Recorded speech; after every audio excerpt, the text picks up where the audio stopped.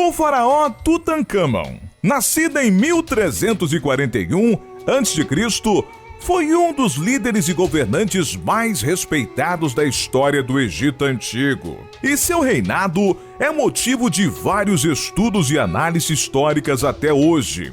Sua tumba foi encontrada no século XX e, além da importância arqueológica da descoberta, o feito também levantou uma série de questões estranhas, incluindo teorias macabras. Eu sou Donato de Paula, narrador do Mistérios do Mundo, e aqui está o nosso vídeo sobre a maldição de Tutancâmon.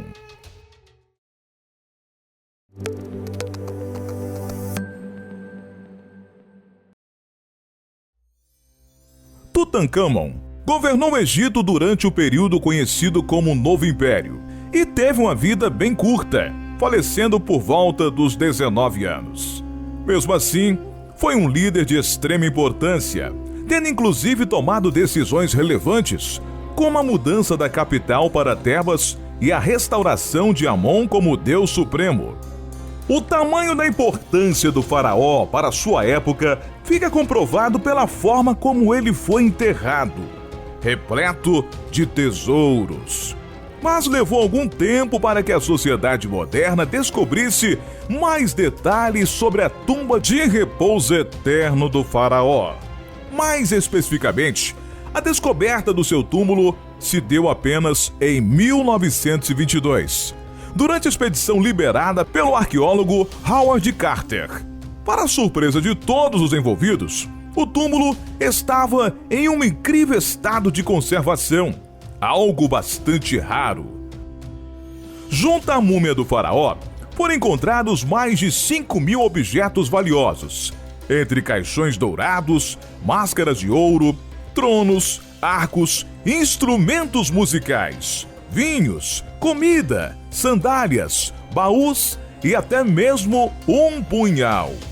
Durante mais de 10 anos, Carter se dedicou a catalogar todos esses itens. E essa não foi uma missão fácil. Mas uma das coisas mais comentadas sobre a descoberta do túmulo de Tutancâmon foi uma suposta maldição, que teria sido lançada logo após a abertura da tumba. Como não poderia ser diferente, a escavação levou várias pessoas ao seu túmulo, e muitos daqueles que testemunharam o evento acabaram morrendo pouco tempo depois.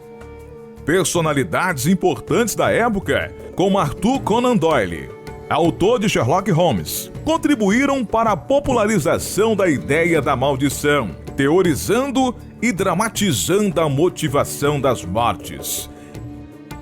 Em determinado ponto, os jornais do Reino Unido chegaram a falar de 30 mortes atribuídas à maldição. Mas o que será que realmente estava acontecendo? A morte mais chamativa foi a do Lord Carnarvon, aristocrata que financiou a expedição arqueológica com seus próprios fundos. Muita gente chegou a acreditar que o Lorde teria morrido por ter sido responsável pela profanação do túmulo do antigo faraó, mas ele não foi o único.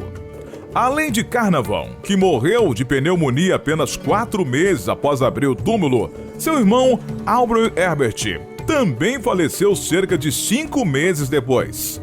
Ele também estava presente quando a tumba foi aberta. Outra vítima foi Archibald Douglas Reid, encarregado de realizar radiografias na múmia, que faleceu poucos meses depois de conduzir seu trabalho. Como se já não fosse o suficiente, Arthur Macy, um dos responsáveis por abrir de fato a tumba, faleceu por causas que permanecem misteriosas até hoje. O secretário de Carter, Richard Bethel, morreu em 1929, e tanto seu pai como sua esposa cometeram suicídio logo depois.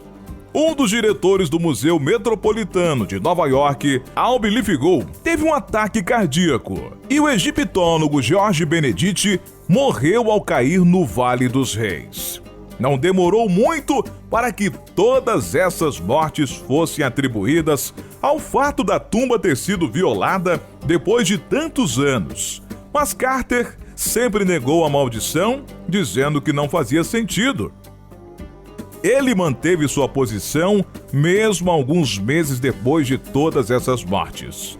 Quando os diretores do Departamento de Antiguidades do Museu do Cairo, que expuseram os restos mortais do faraó em Paris e Londres, morreram de hemorragia cerebral. É claro que todo o debate sobre a suposta maldição repousa na esfera da espiritualidade e das hipóteses mirabolantes. Mas isso não muda o fato de que essa história perdura. De qualquer forma, é importante ressaltar que algumas figuras relevantes da expedição, como o próprio Carter, não morreu até 1939, quando teve um linfoma, aos 64 anos. A teoria mais aceita para explicar a maioria das mortes tem a ver com uma infecção fúngica, causada pelo patógeno conhecido como Aspergillus, que pode ter ficado trancado por milênios dentro da tumba do faraó. Essa teoria foi ainda mais impulsionada alguns anos depois, quando múmias encontradas no Chile e na Croácia apresentaram grandes quantidades do mesmo fungo. Além disso, em abril de 1973, a abertura do túmulo do rei da Polônia, Casimiro IV, tirou a vida de 12 cientistas envolvidos na expedição. E análises realizadas em objetos encontrados dentro da sala fúnebre demonstraram também a presença do fungo. Hoje, cientistas já sabem que esses patógenos se propagam em grandes quantidades quando se encontram em ambientes fechados, escuros e com temperatura amena, algo fácil de se atingir dentro de um túmulo. Por exemplo, o vídeo de hoje vai ficando por aqui. Conte o que achou nos comentários. Até a próxima!